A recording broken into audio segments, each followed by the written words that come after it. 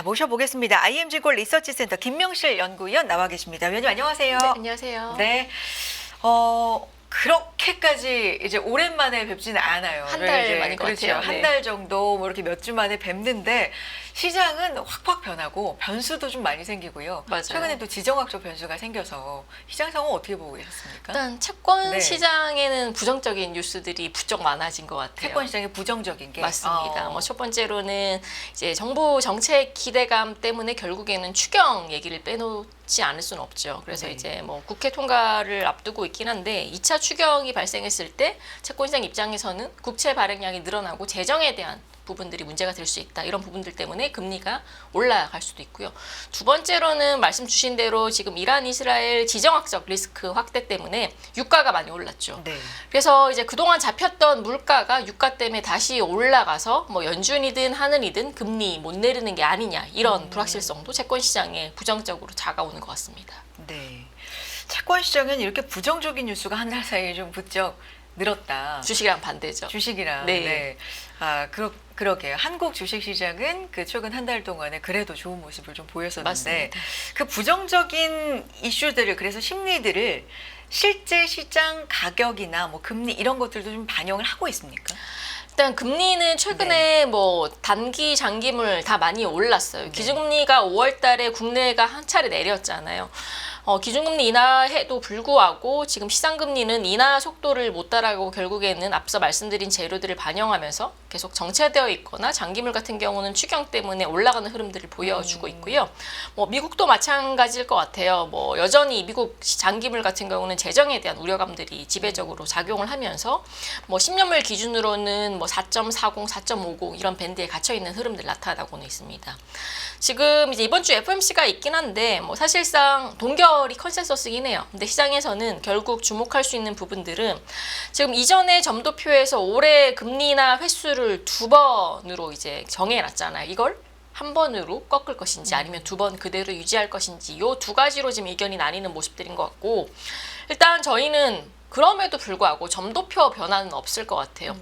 5월달 FOMC에서 보다 강조됐던 부분들은 뭐 경제 불확실성 부분들도 강조가 됐는데 이중 책무였죠. 결국에는 물가도 물가인데 고용 지표 둔화를 우리가 계속 체크를 하겠다라는 게 강조가 됐고 실제로 최근 고용 내에서의 소프트 데이터들 예를 들어서 실업수당 청구 건수 이런 부분들에서 크랙들이 발생하기 시작했어요. 그러면 이제 7, 8월 정도에는 고용 관련 하드 데이터들도 부진할 가능성들이 있겠죠. 뭐 결국에는 그러니까 저희도 이제 9월 달에는 아무래도 연준의 금리 인하가 재개될 가능성이 높다는 측면에서 이번에 점도표를 조정할 가능성들은 굉장히 낮고 기존 2회를 유지할 것으로 보고 있죠. 기존 2회 유지. 근데 이제 크랙들이 발생했다고 말씀해 주셨는데 이 투자자 입장에서 물론 이제 지표들을 저희는 매일매일 좀 체크를 합니다만 관세 때문에 굉장히 좀 공포스러웠던 부분이 있잖아요. 근데 이게 아직 반영이 안 된 건지 물가나 고용 측면으로는 생각보다 나올 때마다 견조한데 생각보다 괜찮은데 이런 흐름들이 일단 지금까지는 좀 이어지는 게 아닌가 싶기도 한데 채권 시장 반응이나 해석하시는 건 좀 다른가요? 로 인해서 반영됐던 부분 한 가지가 있어요. 4월달 미국의 재정 수지가 발표가 됐는데 관세 관련된 수입이 작년 대비해서 한 2배 넘게 증가를 했어요. 결국 트럼프 정부가 의도한 건 재정 수입을 우리가 개선시키고 싶은데 법인세 인하도 아니고 개인소득세 인하도 아니고 이거는 지금 감세를 검토를 하고 있잖아요. 그러면 나머지 측면, 관세 측면에서 우리의 부채를 다른 국가들로 스프레드 아웃을 시키겠다라는 목적들을 가지고 있죠. 근데 그 성과가 올해 4월달 재정 수입에서 증가로 표현이 됐던 거죠. 근데 반대로 이제 관세 정책의 불확실성 때문에 기업들이 앞당겨서 선제적으로 이제 그 제품 발주를 하고 땡겼던 부분들은 굉장히 커요. 그래서 뭐 지금 당장 4월달, 5월달 지표들이 뭐 망가지는 모습들은 보이긴 쉽지는 않을 거예요. 근데 이게 누적되고 실제로 관세 때문에 전체적인 수출과 수입 물량이 줄어들다 보면 기업단에서도 그런 부분들이 발현될 수가 있는 거죠. 그래서 아까 말씀드린 대로 뭐 7, 8월달 정도에는 실질적인 실물 지표가 관세 영향을 받아서 부정적으로 발현될 수 있다라고 말씀을 드렸던 거고요. 그래서 이제 당연하지만 미국의 어떤 동향들 그리고 우리의 상황이 다 이제 종합적으로 채권 시장에 영향을 주는데 우리 얘기를 좀 해보고 싶어요. 경기 회복에도 도움이 이제 정치적 불확실성도 좀 줄고 도움이 어느 정도 될 것이다. 추경도 할 것이고 뭐 주식 시장에 대한 의지도 지금 계속해서 좀 나오고 있고 뭐 여러 가지로 기대감은 좀 있는 것 같은 상황인데 실제로 체감할 수 있는 실물 경제 이게 진짜로 반영이 되는 것들 지금 어떻게 평가하고 계십니까? 이렇게 생각해 네. 보세요. 정부에서 네. 이제 돈을 국가에 집어 넣어요. 어. 예를 들어서 뭐 10조, 20조. 네. 근데 이게 당장 지표로 확인이 될까요? 저는 시차가 분명 존재한다고 생각을 해요. 뭐 이게 10을 집어넣으면 그 10의 효과 또는 10 플러스 알파 효과가 당장 나오면 좋겠지만 지금 정부가 하고 있는 추경의 정책 대부분은 민간 소비 지원 그리고 일정 부분들은 AI라든지 관세 관련된 대응 정책에 쓰일 거예요. 그리고 세 번째로 쓰일 부분들은 뭐 지금 계속 뉴스를 통해 확인하실 수 있겠지만 세수 부진 문제가 계속 뉴스에 나오고 있어요. 네. 결국에는 원래 정부에서 예상했던 올해 세수가 100이었다면 그 속도를 지금 못 따라가고 있는 거죠. 그러면 연말 정도에는 100의 수입이 아니라 80, 70으로 수입이 실질적으로 줄어들 수 있다는 부분들이 지금 거론이 되고 있는데 그럼 정부에서는 올해 하반기에 세입 경정을 할 수밖에 없어요. 거기에 대한 의미는 추가적으로 세입 경정분의 추경을 또 할 수도 있다는 거죠. 그래서 여러 가지 부분들로 지금 자금들이 쓸 구멍들이 굉장히 많기 때문에 단순히 그 구멍들을 메운다고 해서 경기가 당장 올라온다는 건 굉장히 어렵다라고는 보고 있고 두 번째로 5월달 금통위에서 이창용 한은 총재가 지적했던 부분이 한 가지가 있어요. 네. 뭐냐면 지금 1분기에 국내 경제가 역성장이 났잖아요. 가장 역성장의 큰 원인은 건설 투자 부진이었어요. 근데 그래서 기자분이 질문을 했죠. 건설 투자 언제 바닥 짚고 올라오겠어요? 라고 생각하시는지. 근데 이창용 총재가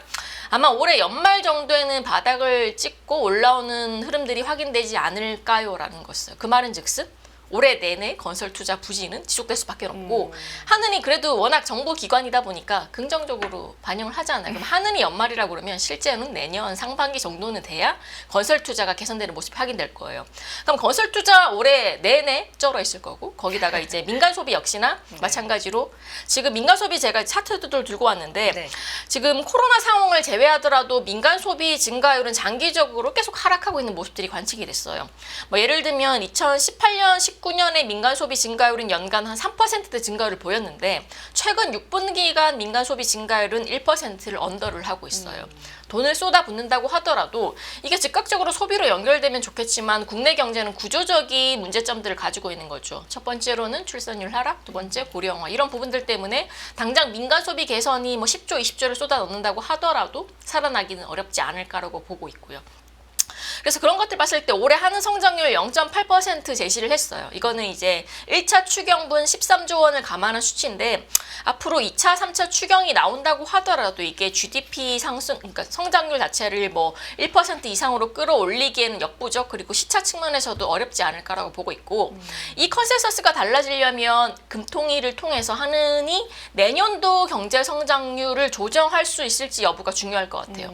하느니 지금 내년도 경제 성장률을 1.6%를 보고 있는데 그 중간에 이제 돈을 쏟아놓고 내년도에 정말 효과들이 나오기 시작하면 하느니 성장률 전망치를 올리겠죠. 근데 그게 아니라 뭐 쏟아 부어 넣었음에도 불구하고 경기가 살아나지 않는다면 유지를 하거나 꺾을 수 있겠죠. 그래서 이게 아마 이제 앞으로 채권 금리라든지 뭐 통화 정책에서의 중요한 키포인트가 되지 않을까라고 보고 있고 그래서 올해 당장의 성장률 흐름을 생각했을 때는 5월 달에 비록 금리 인하를 했지만 8월 달에도 또 할 수 있고 뭐 3분기에 경기가 나빠진다면 11월 달에도 또 할 수 있다. 그래서 뭐 올해 연말까지는 기준금리 2% 정도가 합리적인 선이지 않을까라고 생각을 하고 있고요. 위원님 지난번에 출연하셨을 때는 이제 대선 전이기도 했고 그때도 이제 추경에 대한 이야기가 나오고는 있었습니다만 지금 같은 경우는 조만간에 이제 2차 추경 확정하고 국회 제출하는 이제 이런 상황이잖아요. 그때도 제 기억에 위원님께서 이 추경에 대해서 굉장히 좀 강력하게 지금은 이게 하고 말고가 아니라 해야만 하는 상황이다. 맞아요. 그 정도로 경제가 좀 시급하고 위급하다라고 표현을 해주셨던 기억이 나는데 지금은 한 총액이 20조 원 플러스 알파 요 정도로 이제 예상이 되고 있는데 요 정도 규모면 어떻게 평가가 되고 있는 거예요? 이게 이제 네. 뭐 추경을 했을 때 경제 네. 성장률의 승수 효과를 계산하기는 굉장히 네. 어려워요. 근데 이제 역대 추경 규모를 봤을 때 그래도 뭐 소비라든지 GDP에 조금 개선의 흐름을 보였던 추경의 규모가 얼마였을까를 역산을 해보면 GDP의 1% 정도였어요. 뭐 지금으로 따지면 한 25조에서 30조 원 정도 되겠죠. 그럼 1차 추경에서 13.6조 원이 나왔는데 그 세부안을 뜯어보면 보면 일단 재난지원금을 빼고 순수하게 민간소비지원금은 5조밖에 안 쓰였어요.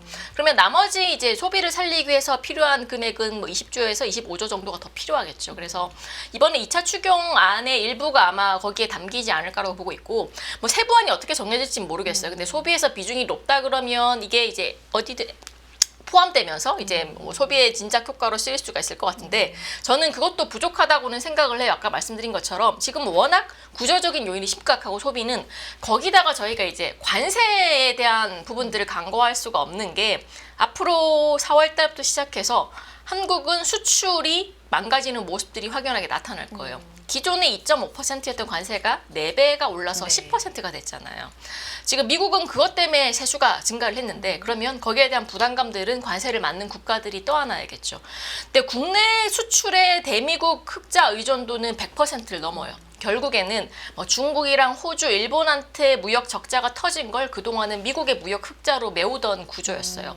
뭐 다르게 생각하면 미국에서 무역 흑자가 줄어들면 뭐 수출 증가율이라든지 무역 수지에서 굉장히 큰 나비 효과로 영향을 받는다는 의미인 거죠.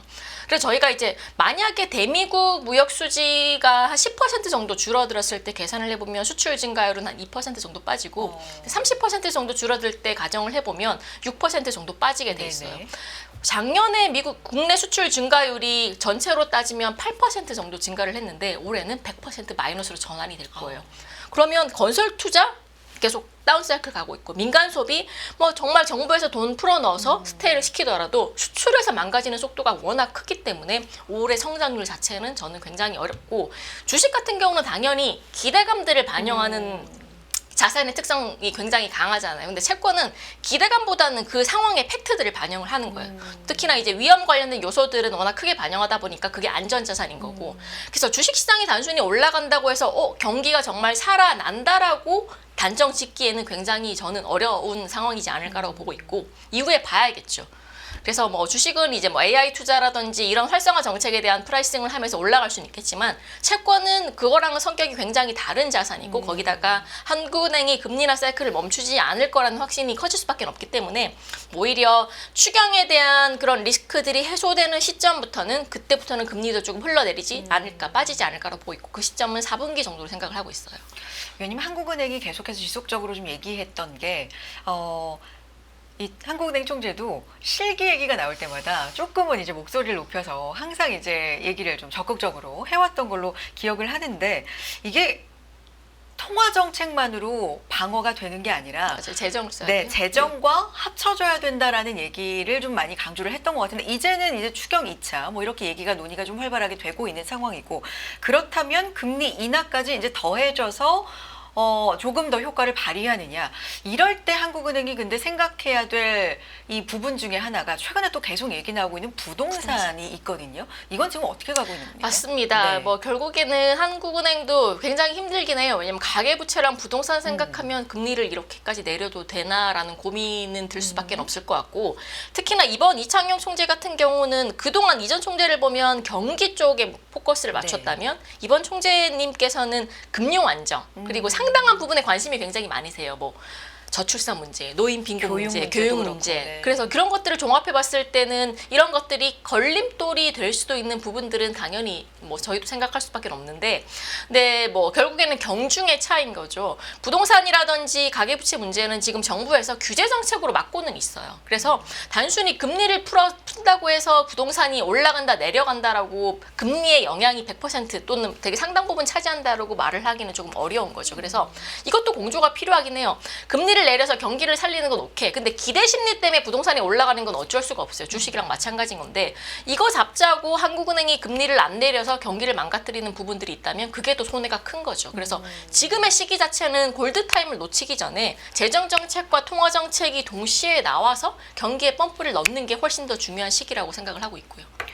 그러면 최근에 가계부채가 좀 증가하고, 특히나 주택담보대출 같은 경우가 눈에 띄게 좀 늘고, 이런 경우는 스트레스 DSR 뭐 3단계 이거 시행 앞두고 미리 받자라는 수요로 좀 보고, 그냥 경기 쪽에 좀 더 무게를 두고 거기다가 이제 정권 교체가 네. 나타났잖아요. 아. 그래서 이제 시장 부동산 투자하시는 분들이 생각하기에는 그래도 이제 이전 보수 정당보다 진보 정당이 들어섰을 때 부동산 관련된 정책들이 부동산에 조금 긍정적으로 나올 수 있다라는 그런 투자 심리들도 작용을 했던 것 같아요.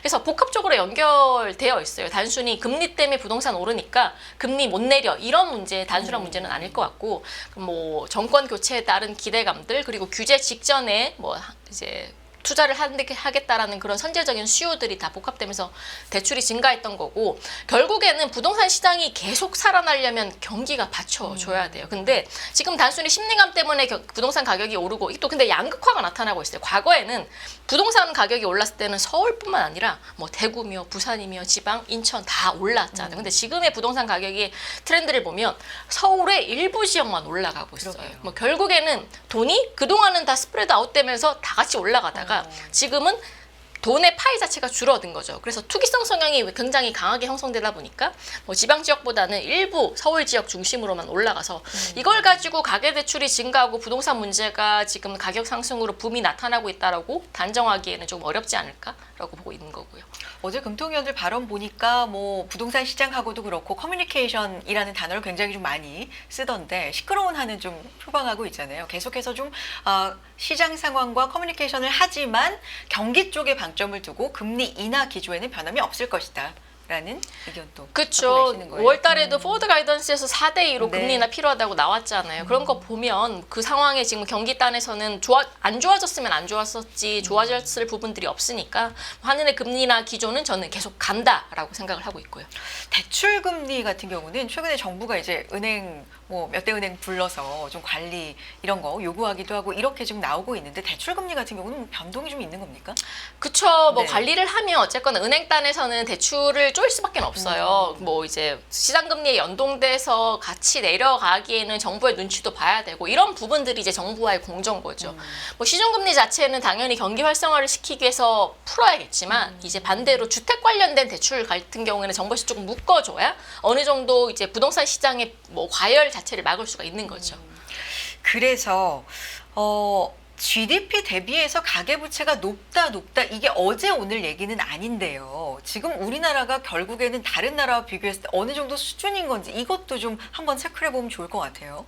이게 이제 전세담보대출을 제외한 GDP 대비 가계부채 규모는 글로벌 한 5등 정도일 거예요. 제 5등. 기억에. 네. 근데 이제 전세담보대출이라는 저희는 특이한 그 부동산 거래 구조를 가지고 있잖아요. 전세자금 대출, 그렇죠. 그쵸? 다른 나라에는 네. 없는. 그래서 그 부분까지 포함하게 된다면 1등이에요, 한국이. 어. 거기다가 중요한 거는 변동금리 관련된 비중이 50%를 넘어요. 결국에는 금리에 가계대출 자체가 영향을 받을 수 있는 구조는 맞다는 거죠. 그래서 정부 측에서도 대출금리를 제한을 시켜가지고 이런 부분들을 억제하려고 노력을 하는 거고요.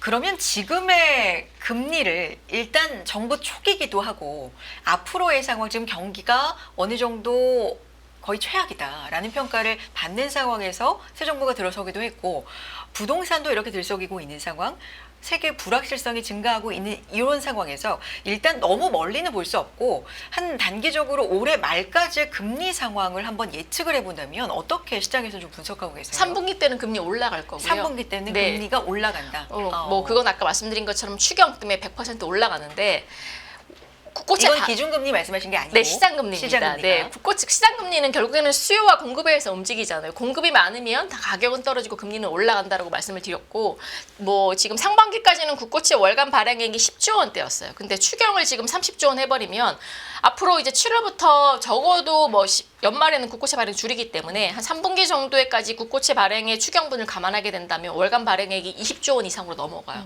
그럼 당연히 그동안은 10조 원 소화하던 채권 시장이 2배 증가한 20조 원을 소화하려고 그러면 당연히 마찰이 있겠죠. 미국도 마찬가지인 거고.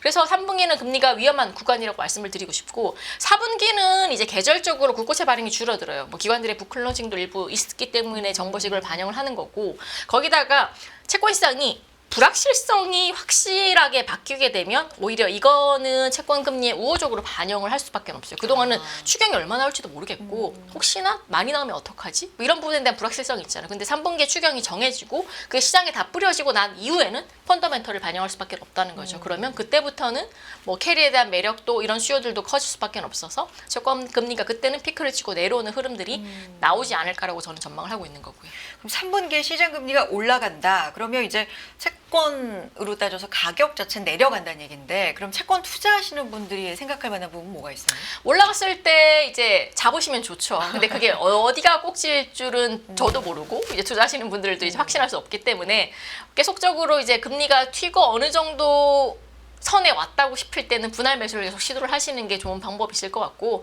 아니면 그냥 안정적으로 금리가 빠지는 부분에서 그냥 타겠다라고 하시는 분들은 3분기는 보수적으로 관망하시되 4분기부터 매입을 하시는 것도 좋으신 방법이실 것 같아요. 그럼 지금 물론 조금은 더 장기적으로 봐야 되겠지만 3분기에서 4분기 넘어가는 요 시점에서의 상황을 좀 봐야 되겠다라는 거기에 대한 트리거는 계시네요. 2분기에도 GDP가 QOQ로 마이너스로 찍히는지 그리고 이제 4월달 관세 이후에 추출 증가율의 감소 폭이 그러니까 타격을 받는 폭 자체가 얼마나 커질 수 있을지 이런 부분들이 채권 금리 상단을 경계하게 만드는 요인이 될 것 같아요.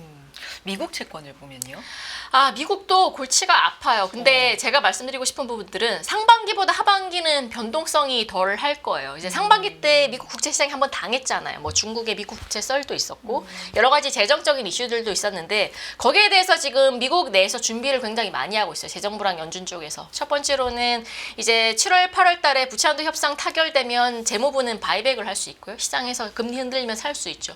두 번째로 지금 오늘도 기사가 났는데 SLR 규제 완화가 검토되고 이게 확정이 날 거예요. 그렇게 될 경우 미국 대형은행들의 미국 국채 보유 한도가 늘어날 수 있어요. 그러면 뭐 예를 들어서 중국이 미국 국채 한 7천억 달러 정도, 7,800억 달러 정도 가지고 있거든요.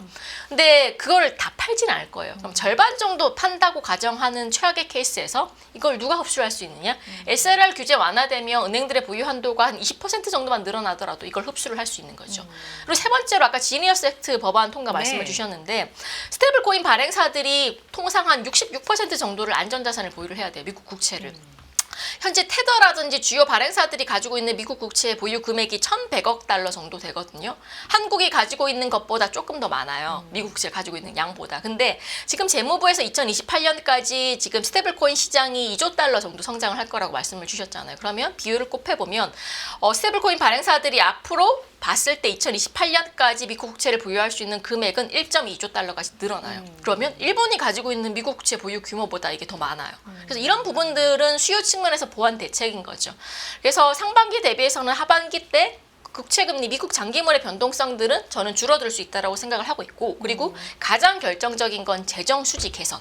말씀드린 것처럼 4월달 관세 수입 굉장히 좋았어요. 그럼 5월달, 6월달 차곡차곡 쌓이겠죠. 그래서 작년에 재정 적자가 1.8조 달러 터졌는데 이거를 아웃퍼폼하면 그러니까 재정 적자가 줄어드는 모습들이 확인이 된다면 이런 부분들도 재정적 부담 감소로 미국 국채 금리의 하락 요인으로 작용을 할 거예요. 그래서 상반기 때 굉장히 힘드셨다면 하반기 때 미국 국채는 금리는 떨어지는 흐름들이 적어도 연말에 10년물 기준으로는 저는 4% 초반까지 찍을 수 있다고 생각을 하고 있어요. 연말까지 4% 초반까지 떨어질 수 있다. 여기에는 맞습니다. 여러 가지 요인들이 있는데 일단은 상반기에 좀 힘들었기 때문에 변동성이 좀 줄어들 것이다라는 것도 있고 저희 뒤에서 얘기 나눌 텐데 스테이블 코인도 있는데 이게요. 달러, 유로 그러니까 스테이블 코인에도 사실 공부해 본 게 여러 가지 유형이 있더라고요. 근데 가장 많이 쓰이는 테더라든지 뭐 USDC 이런 경우에는 달러, 유로를 은행에 예치하고 이제 그만큼의 스테이블 코인을 발행하는 방식인데 그럼 그만큼 채권에 투자할 수도 있고 안전자산 쪽으로 이제 맞아요. 보통 살 수 있는 거죠. 지금 딱 상황을 보면 60% 이상 아까 66% 정도를 미국 국채를 보유하고 있어요. 지금 현재는. 그렇다면 이게 조금 아까 속보로 전해드린 것처럼 이제 법안이 통과됐다. 이게 조금 더 스테이블 코인을 시장이 커지겠죠? 커지게 하는 안정되게 만드는 요인으로도 작용될 수 있다라는 것도 좀 채권 시장에도 영향이 크겠네요. 그렇죠. 네, 맞습니다. 알겠습니다. 오늘 여기까지 드려야 될 것 같네요. IMG 리서치 센터 김명실 연구위원 함께했습니다. 고맙습니다. 감사합니다. 매일 돈을 쓰는데 그 가치는 누가 정할까요? 정답은 슈퍼달러 슈퍼리치에 있습니다. 복잡한 공식은 빼고 투자 타이밍을 잡는 환율의 핵심만 담았습니다. 빠르게 변화하는 금융시장, 그 중심엔 언제나 환율이 있습니다. 오늘부터 환율과 썸 타볼까요?